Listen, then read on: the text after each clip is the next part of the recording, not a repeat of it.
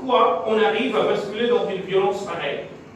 Cette petite précision étant faite, je peux vraiment rentrer dans le vif du sujet. Chers amis, nous ne sommes pas sans savoir que nous vivons un moment dans l'histoire de l'humanité ou de l'histoire de l'humanité où les hommes n'ont plus le choix de faire autrement que de vivre ensemble. Et c'est pour cette raison qu'au-delà du vivre ensemble, moi je proposerais que nous atteignions le faire ensemble. Passons du vivre ensemble au faire ensemble, parce que vivre ensemble, chers amis, nous n'avons pas le choix. Aujourd'hui, le monde est devenu un village. Moi, je suis né aux Comores, je pense que c'est à plus de 10 000 km d'ici. Et aujourd'hui, je me retrouve là, en face de vous. S'il m'arrivait de tomber malade, c'est celui qui est né au Sénégal qui s'occuperait de moi. C'est celui qui est né ici qui le ferait également.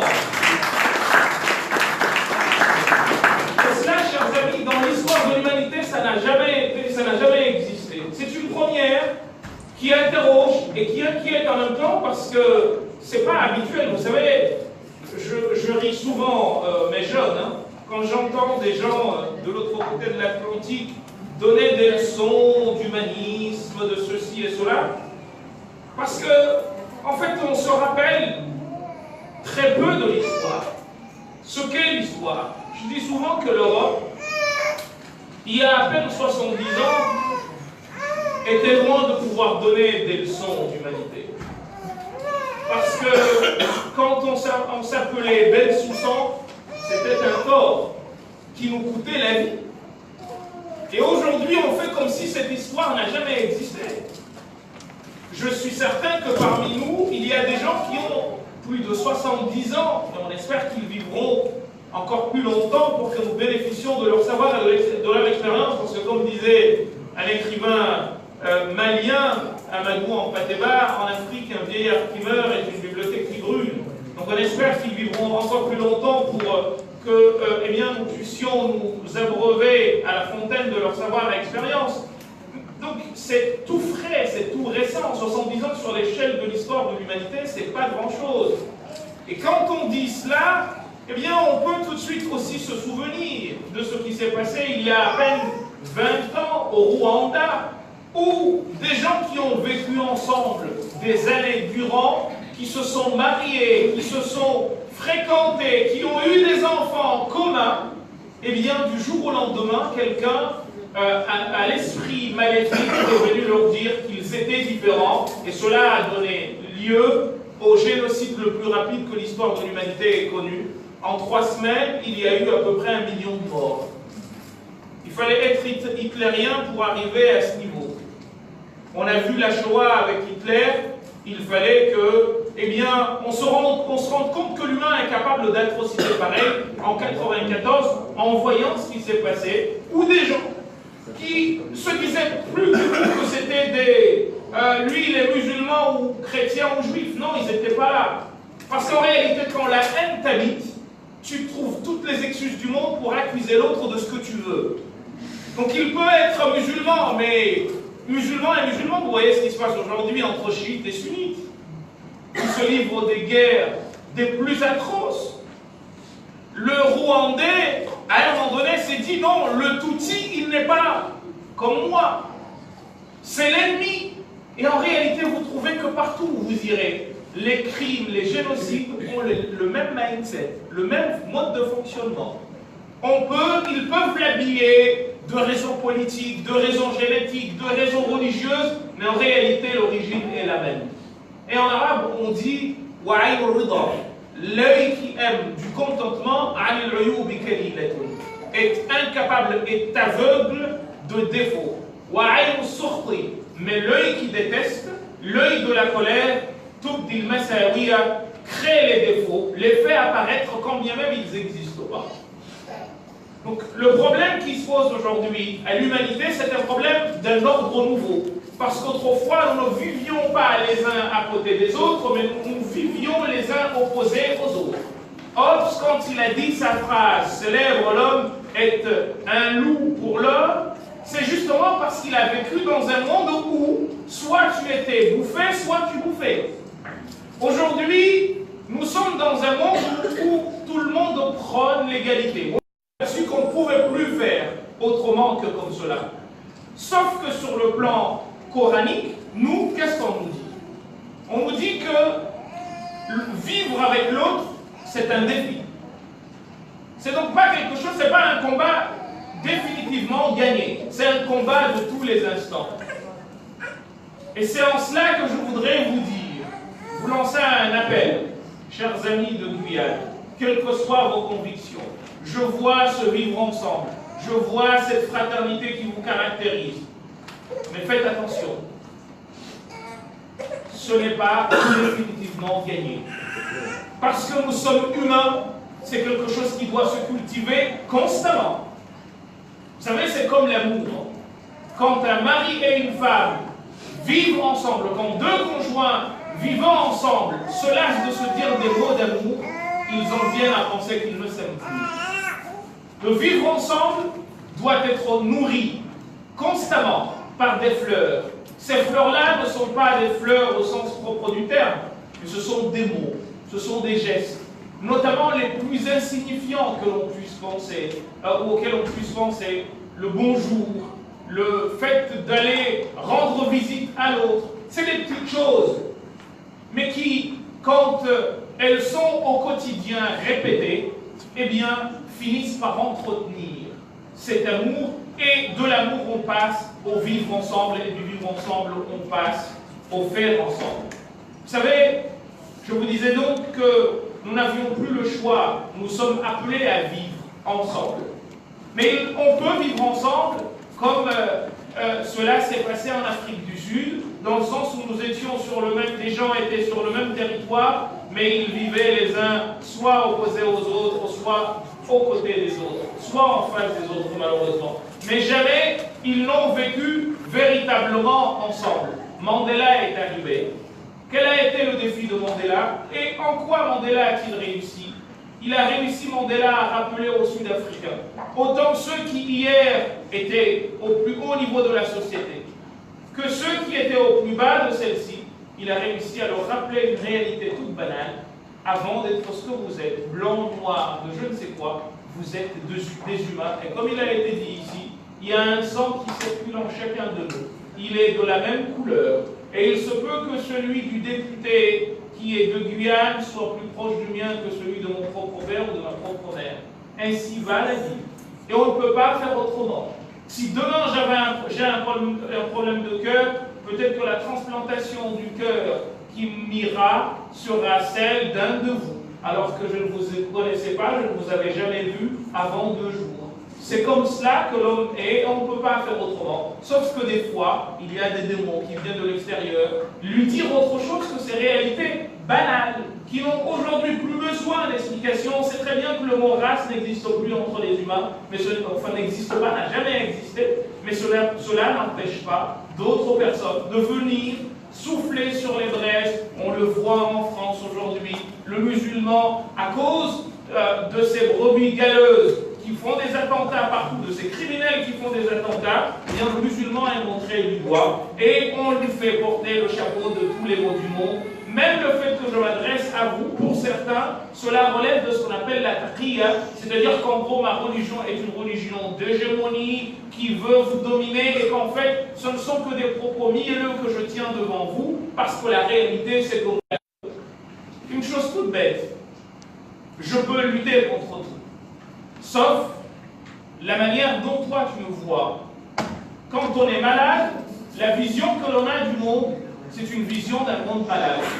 Quand on est habité d'idées noires, on peut nous présenter l'amour du monde, cela ne servira à rien, ce sera toujours le même langage qui l'emportera. Donc, même si je viens vous dire ici des mots de fraternité et d'amitié, le musulman que vous avez au quotidien, qui est votre médecin, votre policier ou je ne sais quoi, vous allez toujours le regarder avec un œil de suspicion.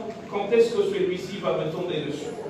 Alors qu'en réalité, si quelqu'un doit te tomber dessus, c'est peut-être celui avec qui tu pensais être l'ami, celui avec qui tu pensais être proche ou avec qui tu voulais partager la vie. Et vous savez, encore une fois, quand je regarde l'histoire de l'Europe, de notre pays, la France, avec l'Allemagne, aujourd'hui j'entends tout le monde ici et là parler du couple franco-allemand. Je dis aux gens, c'est là la preuve qu'à un moment donné, après tant d'années de bêtises et d'inhumanité, on peut construire quelque chose.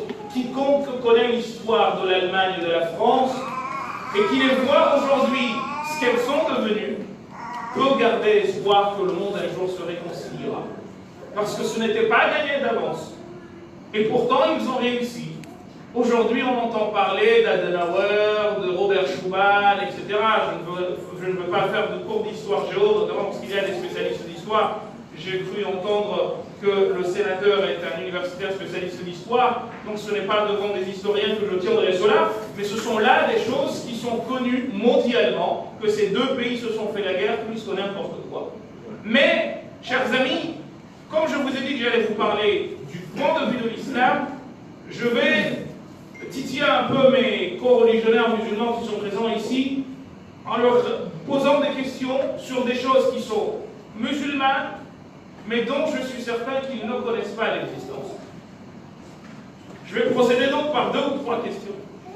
La première, je l'ai posée dernièrement à quelqu'un qui a, lui, eu une idée de l'islam qui est une religion de, je dirais pas d'opposition, mais d'exclusion. Je vous demandais donc, comme je l'ai fait il y a 4-5 jours dans une ville française dont tout le monde connaît la renommée, la ville de Nîmes, je vous pose la question qui suit. Qui a construit, qui est l'architecte qui a présidé à la construction ou à la reconstruction de la Kaaba avant la révélation de l'islam? Pas la construction initiale. Qui est-ce qui a présidé? Et je sais qu'il y a des musulmans parmi vous ici, nombreux. Qui est-ce qui peut me donner le nom de l'architecte en chef de la reconstruction de la Kaaba? J'aimerais que si quelqu'un répond à cette question, l'association des musulmans de Guyane lui donne un très gros cadeau. Mais je suis sûr que vous n'y répondrez pas. C'est une question spéciale musulmane.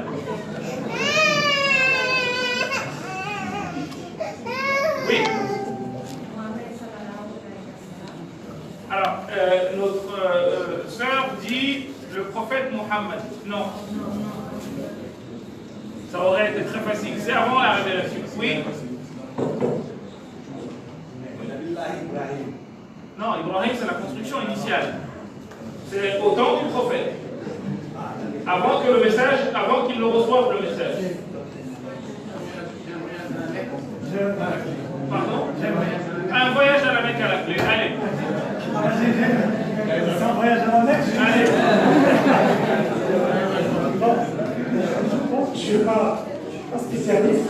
Je pense que c'était construit par les tribus païens de Quraysh à Mecque, où ils avaient un problème de mettre la pierre noire qui était vénérée, et voulaient que ce prestige, ils voulaient même faire une pierre fratricide pour mettre cette pierre. C'était la prophète avant qu'il soit déclaré prophète. Non. J'ai perdu le voyage avec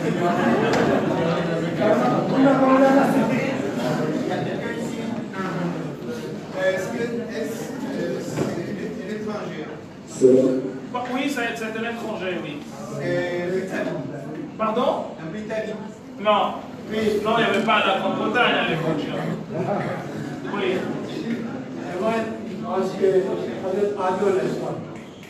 Je pas bien. Non.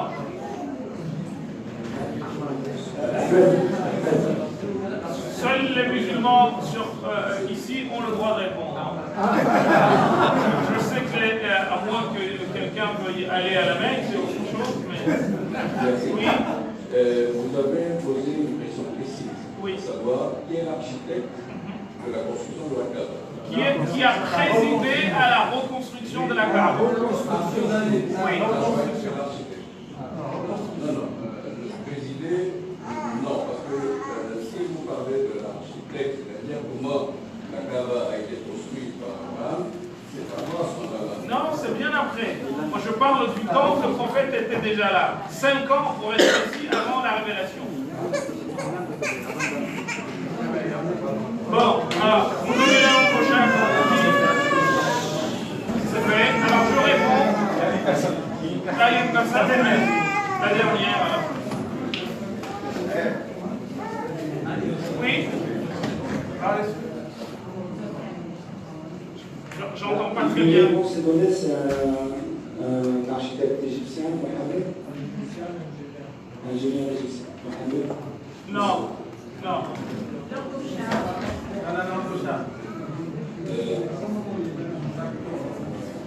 J'entends pas très bien. Jacques Toubon. Jacques? Oui. Non. On va répondre, hein, parce que sinon. Alors. On va écouter la réponse. Moi j'aimerais que. Alors je donne la réponse, mais à une condition, chers amis. Sinon je ne la donnerai pas.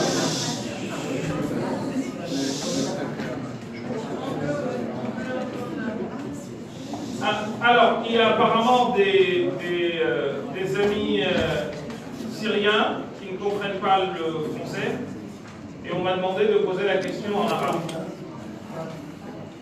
سؤالي كالتالي ما اسم المهندس الذي تولى أعمال ترميم الكعبة في عهد الرسول صلى الله عليه وسلم قبل البعثة ب5 سنوات؟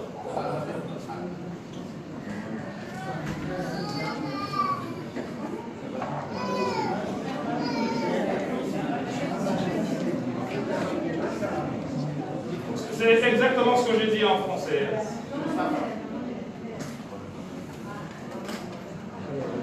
Il ne faut pas demander à chaque Google. Non, c'est de la triche.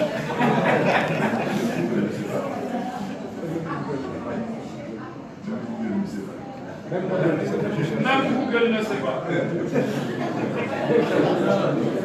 Bon, on répond? Oui, oui, oui. Bon, alors, en fait, je disais que je vais répondre, mais à une condition, que les écoles coraniques, ou les écoles où on enseigne le Coran, ici, reprennent cette histoire parce qu'elle nous parle de ce que nous sommes en train de faire. L'histoire est la suivante. 5 ans avant la révélation du message au prophète, il y a eu à la Mecque des intempéries ou quelque chose de ce genre qui ont fragilisé la construction des fondations de la Kaaba.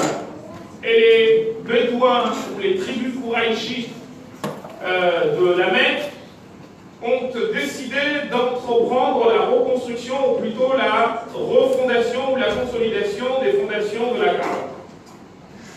Sauf que ils se sont rendus compte qu'ils n'avaient pas l'ingéniosité ou l'ingénierie nécessaire à ce travail. Le premier historien de la ville de la Mecque, musulman, s'appelle El-Azraqi, qui a écrit un livre sur l'histoire de la Mecque, Tarikh Makka, le dit très bien. Il dit, ils ont alors décidé d'aller voir un bateau de Romains qui s'était échoué au large de Jeddah. Jeddah, qui est une ville saoudienne que vous connaissez aujourd'hui.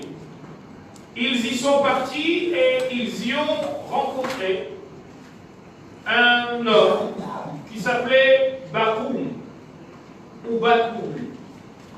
Cet homme accepte de venir avec eux, mais étant romain, il était chrétien de confession. Qu'est-ce qu'il fait? Il part avec eux et en effet, il va aider à la reconstruction de la Kaaba. C'est lui qui a présidé à la reconstruction de la Kaaba au temps du prophète. Donc le prophète en effet a demandé, a proposé que les tribus se réunissent, se choisissent chacune une personne pour aller porter la pierre sur la Kaaba. C'est ce que l'on enseigne partout.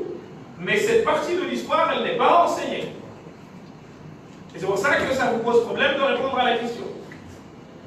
Mais il y a quelque chose d'encore plus fort à partir de cette histoire, qui est que les Mécois vont décider, à l'issue des travaux, eh bien, de rendre hommage, un peu comme vous l'avez fait avec M. Lansana Keïta, à l'architecte en chef de ces travaux, qui était de confession chrétienne, et qui s'appelait donc Baroul ou Bakoum. Qu'est-ce qu'ils font? Ils vont se dire, mais lui, il est de confession chrétienne. Donc, qu'allons-nous faire? On va avoir un dessin à l'intérieur de la Kaaba qui portera, devinez qui? La Vierge portant le petit Jésus sur elle. Ainsi, dans l'édifice de la Kaaba, va se trouver une image de la Vierge Marie avec elle le petit Jésus. Mais c'est pas la partie la plus intéressante, parce qu'on pourrait se dire, c'était avant la révélation de l'islam. La partie la plus intéressante vient de ce que l'islam arrive. Donc 5 ans après le prophète à la révélation. À l'époque, il avait 35 ans, à 40 ans, il reçoit la révélation. Il vit à la Mecque pendant 13 ans, avant d'en être chassé et de partir à Médine. Lorsqu'il revient triomphateur à la Mecque, chez lui, où il a été chassé, eh bien, il fait détruire toutes les statues païennes qui étaient autour de la Kaaba, donc de cet édifice. Et il rentre à l'intérieur de la Kaaba et également procède à l'effacement de tous les dessins qui s'y trouvaient. Un propos dit, il a mis ses 2 mains sur le dessin de la Vierge portant Jésus et leur a dit, effacez tout sauf ce qu'il y a sous ma main. Et alors, le propos, d'après les canons traditionnels islamiques, n'est pas très authentique. En revanche, donc le propos qui voudrait dire qu'il ait mis les mains sur le dessin sont plus ou moins faibles, voire inventés pour certains. En revanche, ce qui est indéniable, c'est que les dessins de la Vierge sont restés tels quels jusqu'à la destruction de la Kaaba par des musulmans eux-mêmes. Vous savez que la Kaaba n'a jamais été détruite par des Américains ni par des Israéliens, parce qu'il n'y en avait pas à l'époque, et comme les musulmans sont des humains avant tout, eh bien, ils savent se faire la guerre entre eux. Donc ceux qui vous disent aujourd'hui que l'ennemi c'est tel pays, c'est les Américains, c'est les Israéliens ou je ne sais quoi, comme si c'était une seule et unique personne et que dedans il n'y avait pas des diversités d'opinions, d'idéologies, etc. Vous savez, c'est très simple de mettre tout le monde dans le même paquet. Eh bien, les musulmans, eux aussi, se sont débrouillés pour se faire la guerre et ils se la sont faites à plusieurs reprises. Et une de celles-ci a conduit à la destruction de la Kaaba. C'est les Omeyyades qui, en catapultant la Kaaba, l'ont brûlée. Donc, ils l'ont cassée eux-mêmes. Encore une fois, il n'y avait pas d'Illuminati, donc les complotistes rembarront nos affaires. C'est eux-mêmes qui l'ont détruite. Et c'est à ce moment-là que ce dessin a disparu. Sinon, nous aurions, nous musulmans, aujourd'hui, été en train de prier en direction d'un édifice dans lequel se trouve l'image de la Vierge portant le Christ. Je ne sais pas si on peut donner meilleure preuve du vivre ensemble et de la reconnaissance de l'autre. Un autre exemple, une autre question, c'est est-ce que, en toute honnêteté, il vous est arrivé d'entendre que la femme du prophète, Aïcha, quand elle était malade, elle se faisait, entre guillemets, exorciser par une femme juive qui récitait des versets de la Torah. Qui, parmi vous musulmans qui est là, a déjà entendu, ne serait-ce qu'une fois, ce récit? Jamais. Et pourtant, c'est dans l'église musulmane. Pardon? En arabe. Alors là, la conférence, je vais la faire en arabe et en français. Moi, je peux le faire, il n'y a aucun problème. Mais ça va être un peu compliqué de le faire, puisque le temps qui nous est imparti. كان سؤالي كالتالي: أيكم سمع في حياته حديث عائشة رضي الله عنها وارضاها التي كانت لديها جارية يهودية ترقيها إذا مرضت. C'est la question que j'ai posée. Est-ce que quelqu'un a déjà entendu cela? Non.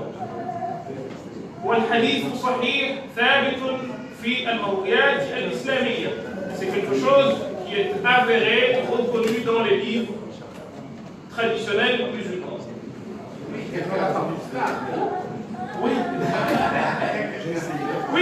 Oui, mais je vous pose les questions à vous. Je m'excuse pour l'instant, même si je suis avec vous. Mais c'est une manière de vous dire que la manière dont on raconte la vie, la manière dont on se présente les religions, elle est aussi porteuse de ce rapprochement, ou plutôt de cet éloignement.